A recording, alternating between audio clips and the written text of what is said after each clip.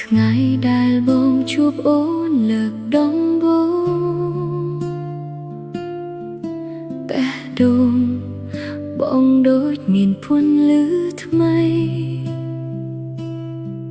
ស្នាមញញឹមអូននៅក្នុងចិត្តបងរាល់ថ្ងៃដូចផ្ការីក្នុងបេះដូងដែលឯកា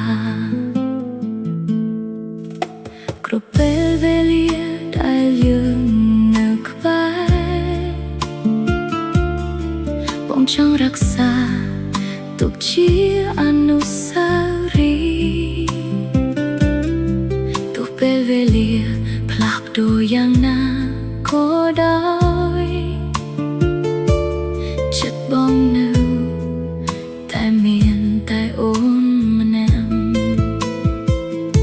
បើថ្ងៃណាផ្លូវជីវិតមានជូរភ្លៀងបើមានទឹកភ្នែកហូរចុះលើថ្ពាល់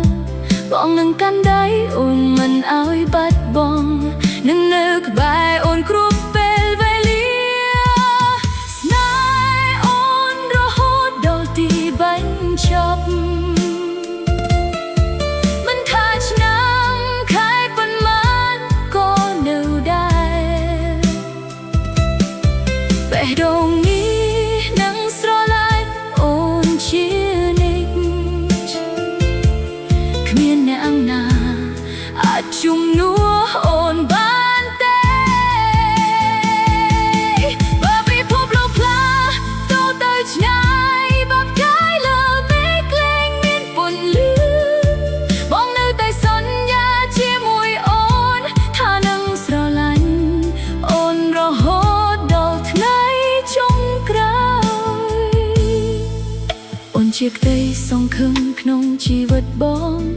ជាកម្លាំងពេលបងមានការឈឺចាប់គ្រប់ស្នាមទឹកភ្នែកដែលបងធ្លាប់មានអូនជាមនុស្សដែលធ្វើឲ្យបងញញឹម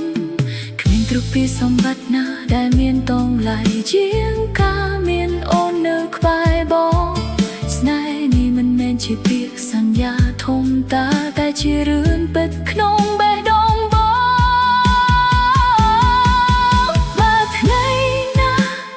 ចាស់ជួរៀងសពរាយបនឹងកំឡុងថយចុះសូមអូននៅក្បែរបងដោយថ្ងៃនេះព្រោះស្នេហ៍បងមិនដែលចាស់ឡើយស្នេហ៍អូនរហូតដល់ទីបញ្ចប់ដល់ពេលប្រលឹងបងលាឆ្ងាយឈ្មោះអូន